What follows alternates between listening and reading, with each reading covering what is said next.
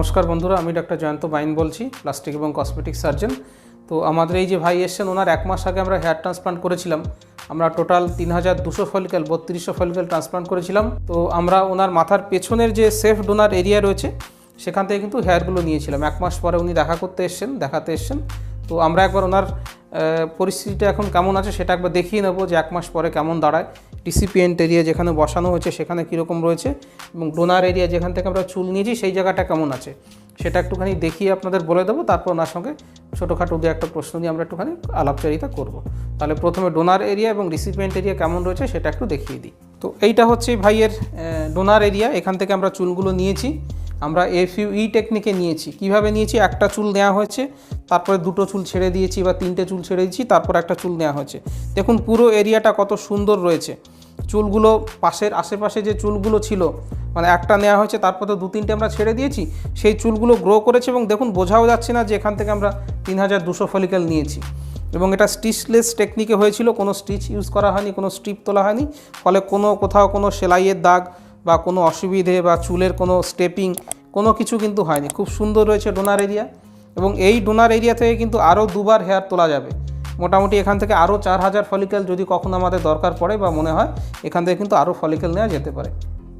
তো এক মাস পরে ডোনার এরিয়ার যে রিমেনিং চুল সেইগুলো গ্রো করে গেছে এবং আপনি বুঝতেও পারছেন না যে এখান থেকে কোনো চুল আমরা নিয়েছি কিনা। তো এটা গেল ডোনার এরিয়া এক মাস পরে কেমন হয়। এবার রিসিপিয়েন্ট এরিয়া যেখানে চুল বসিয়েছি সেই জায়গাটাকে দেখাবো। এটা হচ্ছে রিসিপিয়েন্ট এরিয়া। এইখানটাতে আমরা মাথায় চুল ট্রান্সপ্লান্ট করেছি। ফাঁকা ফাঁকা মনে হচ্ছে, কারণ আমরা যে চুলগুলো বসিয়েছি তার অ্যারাউন্ড 60 থেকে 70% চুলগুলো কিন্তু 2 থেকে 3 সপ্তাহ অবধি তারা খুব সুন্দর বাড়ে। যেহেতু 4 সপ্তাহ হয়ে গেছে, আস্তে আস্তে কিন্তু সেই চুলগুলো পড়ে যায় এবং এগুলোকে পোস্ট ট্রান্সপ্লান্ট শেডিং বলা হয়। তো সেই শেডিং কিন্তু হয়েছে। আপনাদের দেখে মনে হতে পারে যে জায়গাটা একেবারেই খালি রয়েছে, কিন্তু সেটা নয়, সত্যি কিন্তু খালি রয়েছে। কিন্তু এই চুলগুলো আবার 3 মাস পরের থেকে গ্রো করা শুরু করবে, ডেফিনেটলি গ্রো করবে এবং ফাইনাল রেজাল্ট আসতে 9 মাস মতো সময় লাগে। অনেক পেশেন্টই আমাদের এই সময়টা ফোন করেন বা জানান কি স্যার চুল তো সব পড়ে গেল। সেই জন্য উনি যেহেতু দেখা করতে এসেন, আমি আপনাদেরকে দেখিয়ে দিলাম এক্স্যাক্টলি ট্রান্সপ্লান্ট করার 1 মাস পরে কিন্তু এরকমই লাগবে। আপনার দেখে মনে হতে পারে যে সব চুলই তো পড়ে গেছে, কি হলো ট্রান্সপ্লান্ট করে, কিন্তু এটা বাস্তব অবস্থা নয়। এটা এরকম থাকবে না। 3 মাস পর থেকে চুলগুলো আবার গজানো শুরু করবে এবং মাথাটা যতদূর আমরা ট্রান্সপ্লান্ট করেছি খুব সুন্দরভাবে চুল গজাবে। ফাইনাল আসতে 9 মাস মতো সময় লাগে। তো এইটা হচ্ছে যেমন ডোনার এরিয়াটা দেখালাম, এটা হচ্ছে রিসিপিয়েন্ট এরিয়া। এইখানটাতে চুলগুলো বসানো হয়েছে। এবারে বিগত 1 মাসে আমাদের এই ভাইয়ের এক্সপিরিয়েন্সটা নিয়ে একটুখানি আমরা কথা বলবো। তো আমরা একটা দুটো জিনিস এই ভাইয়ের সঙ্গে আলোচনা করব। প্রথমেই আলোচনা করব যে সার্জারির দিনে আমরা তো লোকাল অ্যানাস্থেশিয়া করেছিলাম, পুরো এরিয়াটা ছোটো ছোটো ইঞ্জেকশন দিয়ে অ্যানাস্থেশিয়া দিয়ে তারপরে সার্জারি করেছি। তো ইঞ্জেকশন দেওয়ার সময় কতটা ব্যথা হয়েছে এবং ইঞ্জেকশন দেওয়ার পরে যখন আমরা সার্জারিটা করলাম, চুল তুললাম, চুল বসালাম, তখন কোনো ব্যথা হয়েছে কিনা। তো ভাই ইঞ্জেকশনগুলো যখন দিচ্ছিলাম স্ক্যাল্প ব্লক, কতটা সহ্য করতে পেরেছেন ব্যথাটা? ইঞ্জেকশন যেমন আমরা ডেনাতে নিয়ে থাকি সেরকমই একটু লাগে, সেটুকুই। আচ্ছা, বাকি অসহ্য ব্যথা নয়? না। আচ্ছা, ইঞ্জেকশন দেওয়ার পরে তো অবশ হয়ে গেল, আপনার মনে হচ্ছিল মাথাটা শক্ত পেট্টি বেঁধে দেওয়া আছে, সেরকম মনে হচ্ছিল? না, সেরকম মনে হয় কিন্তু যে আর ব্যথাটা কিছু হয়নি? না, ব্যথা নেই। সারাদিন ধরে যে ফুটো করলাম, চুল তোলা হলো, কোনো ব্যথা বা কোনো অসুবিধা হয়নি? না, ওইসব কিছু নেই। তাহলে ব্যথা নিয়ে অ্যাকচুয়ালি অনেকের ভয় থাকে আমাদের মনে যে কতটা ব্যথা হবে। তো আপনি বলেছেন ওই শুরুর দিকে যেটুকু ব্যথা হয়েছে ওইটুকুই, যেটুকুই ওই অসাব করতে মানে যেটুকু লাগে, হ্যাঁ সেটুকুই সহ্য করা যায়। যেটা আমরা ডেনাতে নিয়ে থাকি। আচ্ছা, সেই ঠিক আছে, বেশ। আর অন্য কিছু না। ঠিক আছে, এটা তো 2 দিন পর থেকেই তো স্নান করা, মাথায় শ্যাম্পু করা স্বাভাবিক, কোনো ব্যাপার করেছেন। হ্যাঁ, আচ্ছা, আমরা বলেছিলাম শ্যাম্পুর ফেনা করে মাথায় দেবেন, স্নান করবেন, কোনো অসুবিধা হয়নি? না, কোনো অসুবিধা হয়। আচ্ছা, একটা অনেকের অসুবিধা হয়, 10 জন পেশেন্টের করলে 1 দুজনেরা হয়, বিশেষ করে যাদের হেয়ার লাইনটা সামনের দিকে আমরা নিয়ে আসি, একটু মুখটা ফুলতে পারে বা চোখটা একটু ফুলতে পারে, ইডিমা বলি আমরা এটাকে। আপনার কি হয়েছিল? এটা একটু সামান্য বলেছিল যে মুখটা একটু ফোলা ফোলা লাগছে।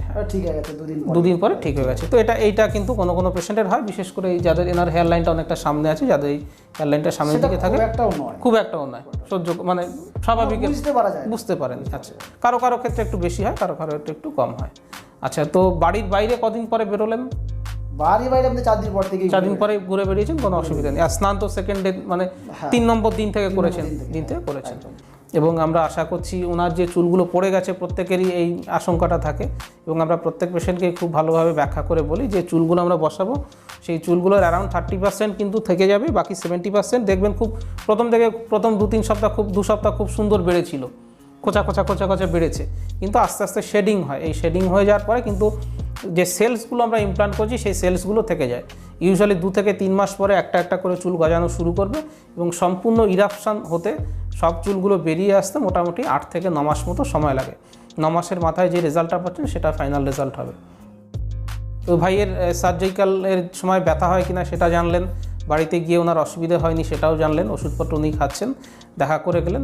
তো এই ভিডিওটা আমাদের একটা ইনফরমেটিভ ভিডিও ছিল এই কারণে যে 1 মাস পরে কেমন দেখায়, 1 মাস পরে চুলটা যে যথেষ্ট ফাঁকা দেখাবে সেটা দেখানোর জন্যই এই ভিডিওটা দেওয়া বা এইটাকে এক্সপ্লেন করা, এবং ওনার নিজের মুখের অভিজ্ঞতাটাও শুনলেন। আর আপনার মনে হলো কতটা চুল পড়েছে? আমার তো দেখে মনে হচ্ছে প্রায় 30% 40% হ্যাঁ, তার একটু বেশি পড়েছে, 40% অ্যাভাবই কিন্তু চুল ওনার পড়েছে। কিন্তু কোনো টেনশন ব্যাপার নেই, এই চুলগুলো কিন্তু আবার ফেরত আসবে। একটা চুল যখন বসিয়েছি সে যদি 3 দিন অবধি গ্রো করে থাকে, তারপর যদি পড়ে যায় বুঝবেন তার শেকড়টা রয়ে গেল বা বীজটা রয়ে গেল, সেখান থেকে আবার চুল গজাবে। ভাই আপনি অনেক দূর থেকে এসে সার্জারি করিয়েছিলেন, আমাদের এখানকার ব্যবস্থাপনা আপনার কেমন লেগেছে? ভালো, আমাদের সারাদিন সার্জারি হ্যাঁ বা সার্জারি স্টাফদের বিহেভিয়ার হ্যাঁ না সব কিছুই ঠিক আছে। মাঝখানে তো দুপুরে লাঞ্চটাও পেয়েছিলাম, আচ্ছা, সেদিক থেকে কোনো অসুবিধা হয়নি। তারপরে তো ছুটির পরে বাড়ি চলে গেলাম। আচ্ছা, তো এটা একটা হেয়ার ট্রান্সপ্লান্ট একটা ডে কেয়ার সার্জারি। আমি রেগুলারলি বায়ন ক্লিনিক কলকাতাতে করি। হেয়ার ট্রান্সপ্লান্টের 1 মাস পরে, 3 মাস পরে, 7 মাস পরে, 1 বছর পরে, 2 বছর পরে কেমন দেখা হয় সেটা নিয়ে আমার ভিডিও রয়েছে ইউটিউবে, ভিডিওগুলো অবশ্যই দেখবেন। এছাড়া সার্জারি কীভাবে করা হচ্ছে, সার্জারির পরে কী করবেন কী করবেন না, কবে থেকে এক্সারসাইজ করবেন, কী কী ওষুধ খাবেন, সেগুলো নিয়েও আমার ইনফরমেটিভ ভিডিও রয়েছে। হেয়ার ট্রান্সপ্লান্টের কস্ট কীভাবে মেনটেন করা হয়, কীভাবে নির্ধারণ করা হয়, হেয়ার কেন পড়ে যায়, কী কী মেডিকেল থেরাপি আছে, এইসব ভিডিও আমাদের রয়েছে, সেগুলো দেখবেন। আর হেয়ার ট্রান্সপ্লান্ট নিয়ে যদি ইন্টারেস্টেড হন, আপনার যে অংশটা খালি হয়ে গেছে সেই অংশটা এবং যেখান থেকে আমরা চুল ট্রান্সপ্লান্ট করব ডোনার এরিয়া, 2টো ফটো পাঠিয়ে দেবেন, তাহলে আমি দেখে আপনাদের কত ফলিকেল লাগবে, কত খরচ হবে, কী করতে হবে সমস্ত ডিটেলস বলে দেবো। ভিডিওটা ভালো লাগলে লাইক করবেন, শেয়ার করবেন। ভিডিওটা দেখার জন্য ধন্যবাদ, নমস্কার।